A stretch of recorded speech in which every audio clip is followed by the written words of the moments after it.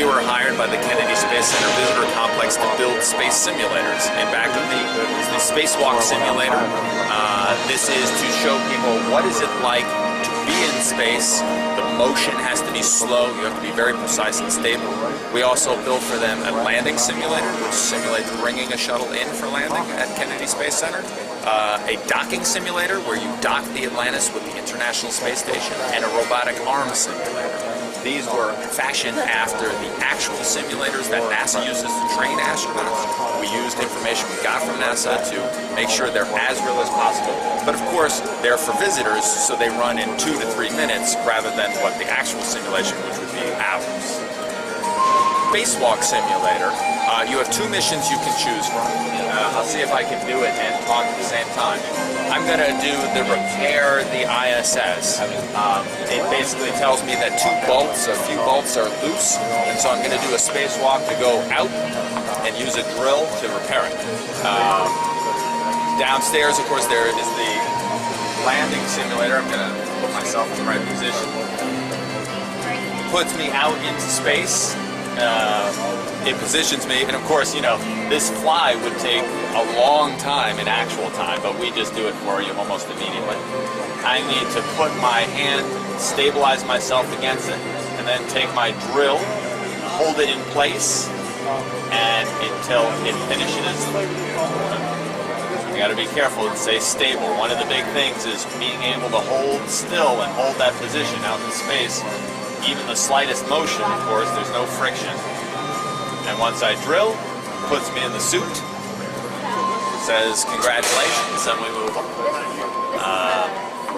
There's also in docking, you have thrusters, and you have your up, down, left, right, and you're trying to aim the shuttle. There's a hatch, which you can actually see in the shuttle, that you need to dock exactly with the International Space Station. And so the mission there is to keep it aligned, and slowly you have to approach at the right speed for that docking to work right.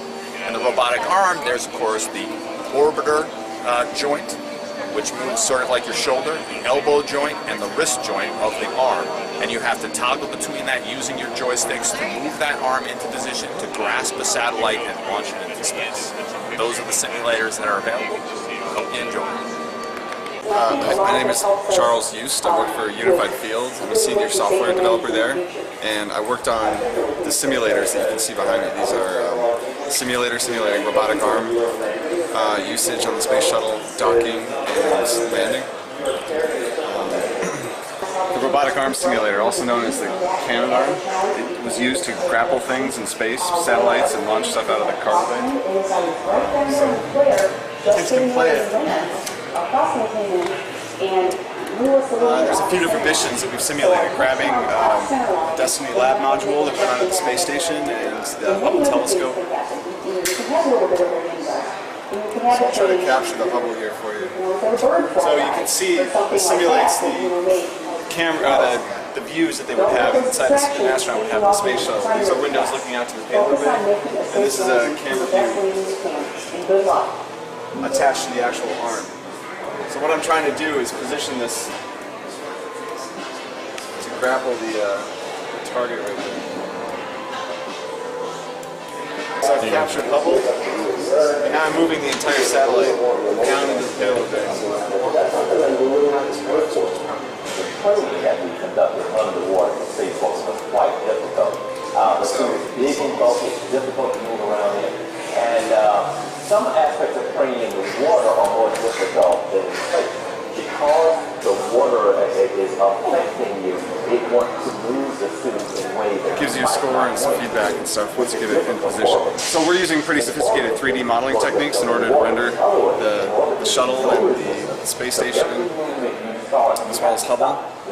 Some of these 3D models we got directly from NASA. We're using these simulators. We also visited Houston Space Center to use the actual simulators that astronauts use in order to replicate some of the functionality.